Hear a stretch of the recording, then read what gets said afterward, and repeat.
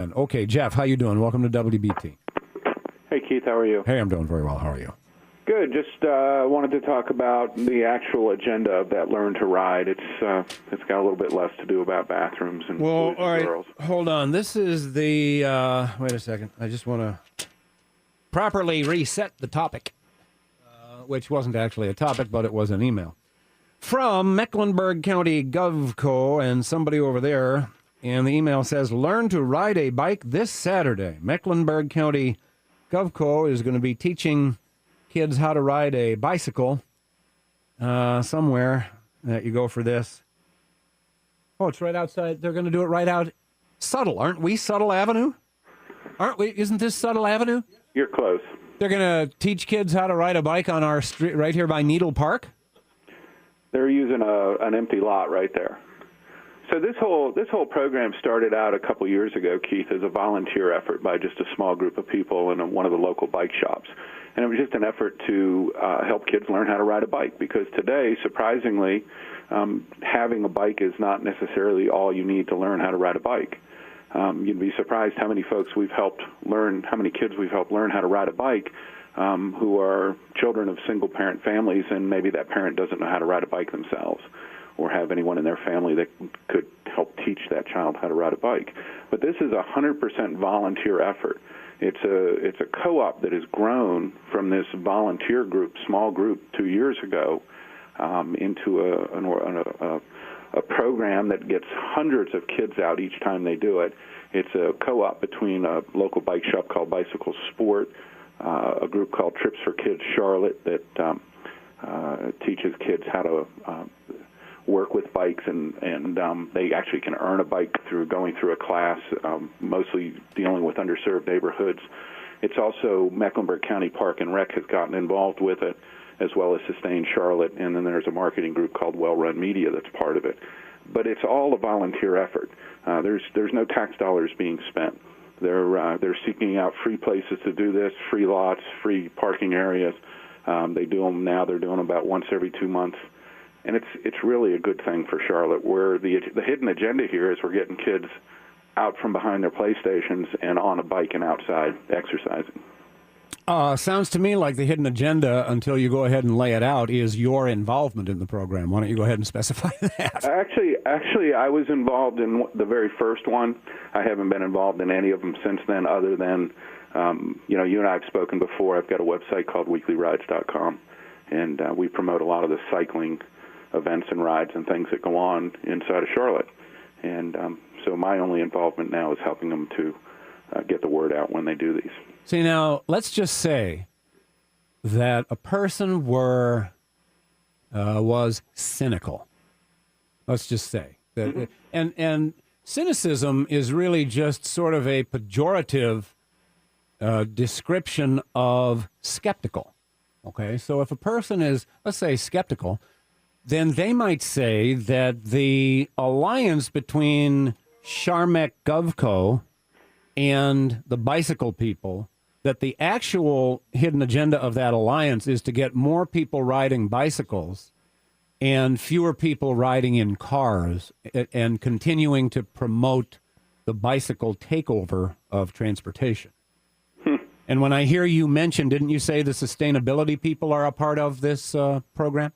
Sustain Charlotte, yeah. Right? Mm-hmm. Sustain Charlotte and Charmec Govco and all the bike shops. So the more people that are bicycling, the more bicycles take over the transportation in Charlotte, well, then the better it is. Govco likes that. The bike people like that. The sustainability people like that. So Keith, a skeptic might say that would actually be the hidden agenda. I don't think that's the case. No, I'm sure that there's nothing to that at all.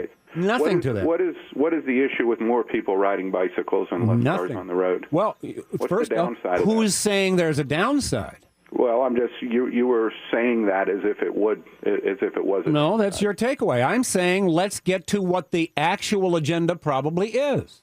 I think the agenda of this program is to help young children learn how to ride a bike.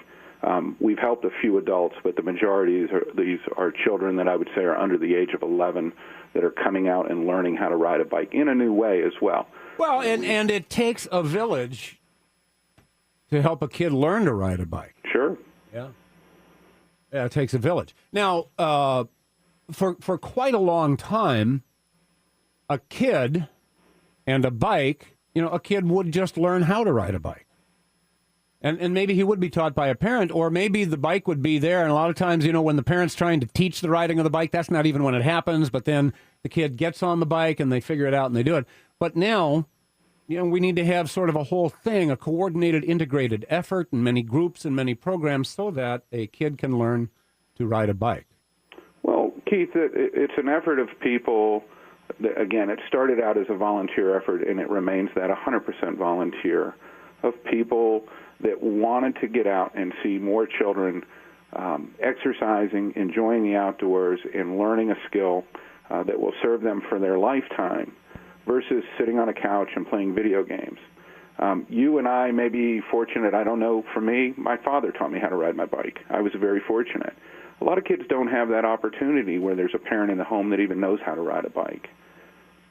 Well, it's a perpetuating culture of not riding a bike. I think it's a group effort to introduce something new to another group.